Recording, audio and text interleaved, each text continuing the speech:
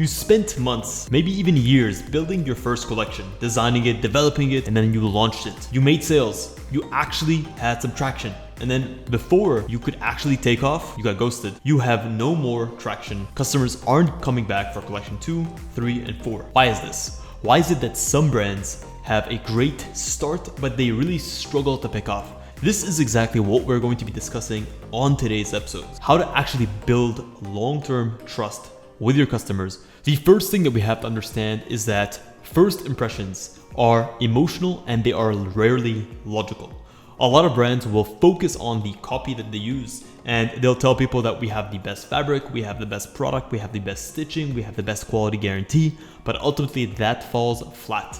People don't respond to the logic, they respond to how you make them feel. When you look at a brand like Gymshark, like Alo, like Lulu, ultimately they are driving an emotional connection with their customers by making you feel what it's like to be a part of their community. At the end of the day, your first impression is formed within 7 seconds of meeting someone. So the way to look at it is, if all the different touch points of your brand don't have a cohesive essence. Your logo says one thing, it's clean, it's simple, it's minimalistic, but your photography is all over the place. Your messaging is not focused, it's confused, it's very erratic.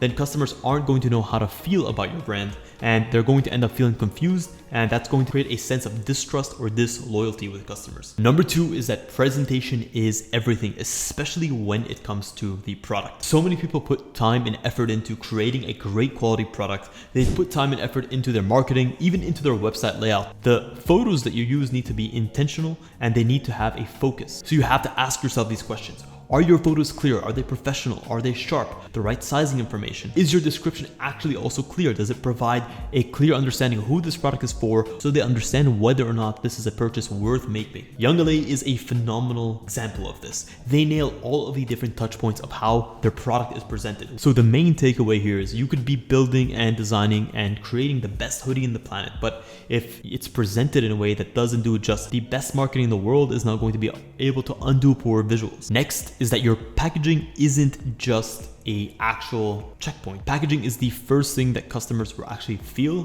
physically from your brand. People don't just value the product, they value the presentation, and it gets people talking about the brand in either a negative way or a positive way. So consider this, how does your product arrive to your customer? Does it arrive in a cheap, unbranded plastic bag, or does it arrive in clean, structured packaging that gets them excited about the unboxing experience and builds up the anticipation for the product that they have just received? So as a rule of thumb, when starting up, I would definitely never recommend launching a brand without some form of packaging experience. If you're on a budget, at the very minimum, consider the 3 key touch points of any product. So making sure that they receive your product in a branded shipping polymer bag. Second is going to be a product sleeve. And then third, a hang tag that gives you the story and what these products are trying to do. And next up is that your mission has to be bigger than you. A mission is something that connects and unites people underneath the same statement and underneath the same focus. It should stand for something that goes beyond just you and your personal backstory. So when you look at a brand like Alphalete, for example, they don't just tell you that we sell gym wear. They tell you that we create a brand for individuals that are looking to get more out of life. When you look at that ethos, you as a person moving through life, navigating the challenges of life through gym, personal, business, you understand that when you buy into the brand, that you're buying into an identity. That's the mission. The mission is not to create clothes for the sake of clothes. It's how do we create something that empowers people, and how do we use our clothing as the scenery and the backdrop that makes that happen? Next up is that the post-purchase experience is one of the most important pieces of maintaining long-term customer loyalty. Maybe they have a question about the product, maybe they have a return, maybe they have an issue with the sizing. You need to be present. Make sure that you have frequent touch points with your customers through email, through constant communication. Give them style guides, give them tips, give them bonuses, keep them updated on the developments of the brand. If you look at a brand like Buff Bunny, when you enter into their ecosystem, they keep you connected to the brand by consistent email updates. They turn buyers into fans and loyal people who advocate for the brand by keeping them engaged with the product, making sure that the customers really feel connected to the ins and outs of the company long after they made the first purchase. Lastly, It might be the cause of a death by 1,000 cuts. It might be small, insignificant things where on their own, they might not seem significant, but when you stack them up, they make a huge impact. It can be things like just a small half size off on your garment. Maybe your t-shirt fits like a medium and a half. Maybe it's not the best quality control. Maybe it's a missing return label that makes it difficult for customers to return. Maybe it's a misspelled name on the checkout process or a faulty system error message. Maybe it's shipping delay without updating the customer. All of these things can stack up over time and